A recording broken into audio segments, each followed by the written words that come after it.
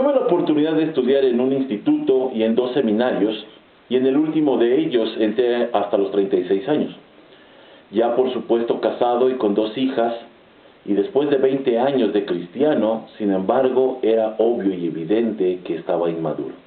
Esto se pudo corroborar en mis primeros trabajos de pastorado, cuando pude haber hecho mejores las cosas o pude haber evitado algunos problemas. Sin embargo, lo más sorprendente fue cuando en ese último seminario se abrió la matrícula a los recién egresados de preparatoria. Personas entre 18 y 20 años que causaron grandes estragos a la comunidad del seminario, pero posteriormente a la iglesia. Desastres que hasta la fecha todavía se siguen padeciendo en muchos casos. La pregunta que vamos a tratar de atender en este día es: ¿qué trampas ha traído el asunto de los neófitos?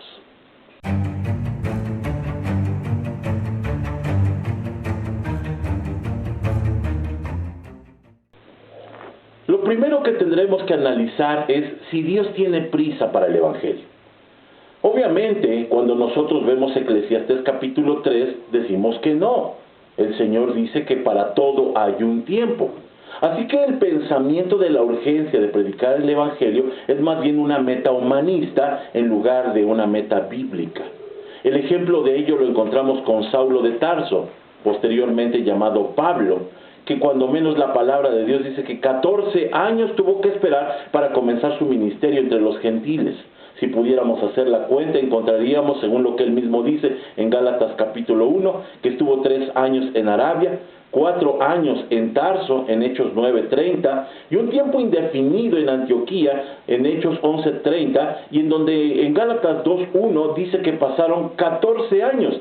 Sin embargo, su ministerio solamente empezó hasta Hechos capítulo 13, y no sabemos exactamente la fecha. No quiere decir con esto que estuvo inactivo, pero sí podemos decir que él no tenía urgencia. No tenía esta necesidad de ir inmediatamente a ejercer algún ministerio. Así que Dios no nos necesita. Es un privilegio nuestro el poder trabajar en el ministerio. Esto es lo primero que tenemos que decir. Y enseguida hacer el análisis de qué es lo que está pasando entonces con respecto a aquello que se viene promoviendo en el ministerio. ¿Qué dice la Biblia al respecto? Y hay 3 cosas que yo quisiera llamar su atención. En primer lugar, el asunto de la edad sacerdotal. En el Antiguo Testamento dice en Números capítulo 4 versículo 3: anoten en una lista a todos los hombres de entre 30 y 50 años que cumplan los requisitos necesarios para servir en el tabernáculo. Un caso similar es el asunto de los levitas, que comenzaban en los 25 y se jubilaban hasta los 50. Esta es la razón por la que Cristo tuvo que empezar su trabajo hasta los 30 años. Y esto nos demuestra entonces que iba siguiendo el patrón que estaba instituido en el Antiguo Pacto. En segundo lugar, hablemos de la vejez.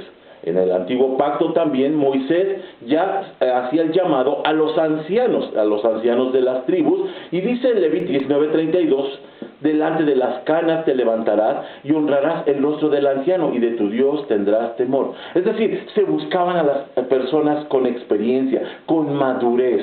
Cuando menos se podía asegurar esto un poco con el asunto de la vejez. Y en tercer lugar está el asunto del ministerio. Ya más explícito, en el Nuevo Pacto parece que se ajusta mejor el pedido, el llamado, el requisito. Cuando el apóstol Pablo le instruye a su discípulo, a Timoteo, en el capítulo 3, versículo 6 de su primera carta: un anciano no debe de ser un nuevo creyente, porque podría volverse orgulloso y el diablo lo haría caer.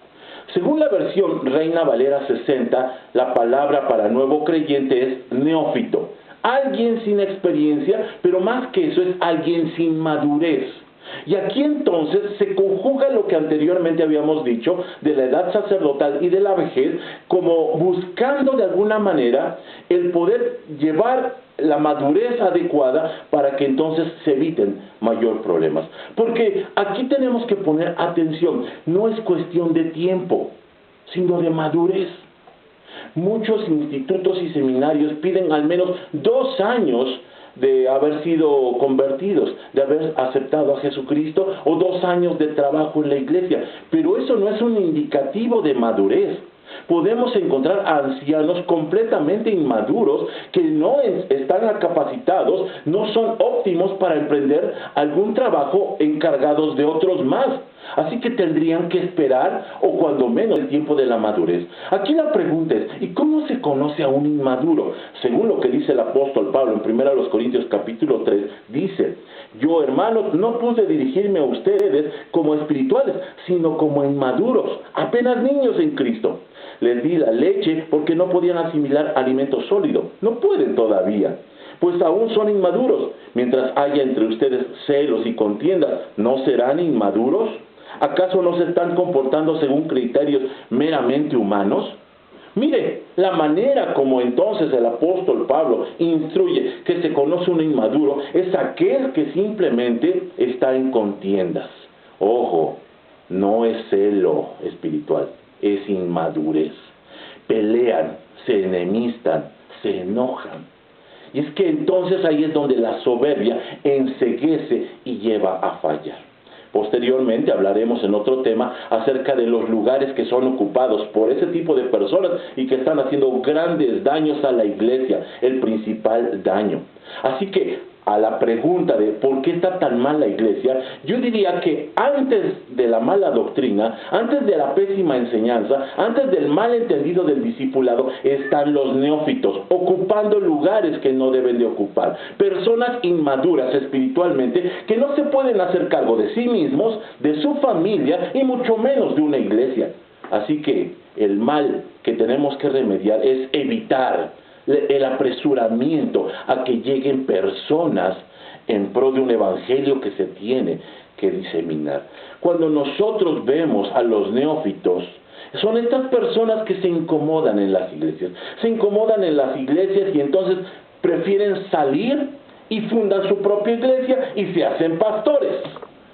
Esto ha causado tantos daños en el evangelio. La iglesia está tan maltrecha hoy por causa de estas personas que deberían de ser detenidas. Cuando nosotros vemos en la Biblia lo que se hacía, encontramos a un Josué que estuvo 40 años bajo la tutela de Moisés. 40 años. O un Timoteo que siempre durante la vida y el ministerio de Pablo siempre estuvo bajo el cuidado del apóstol. Así que la pregunta final es, ¿tienes prisa? Dios no tiene prisa.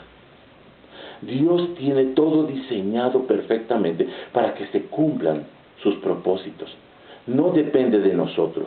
El evangelio depende de Él. Tendríamos que decir que los neófitos no es la mejor inversión para ninguna iglesia. Nuevamente les queremos agradecer por su tiempo en dedicar a mirar este video. Les pedimos que le den me gusta, que puedan compartirlo, pero también les queremos pedir que comenten. ¿Qué piensan de este tema? Queremos leer sus comentarios y entonces poder llegar a algunas conclusiones juntos.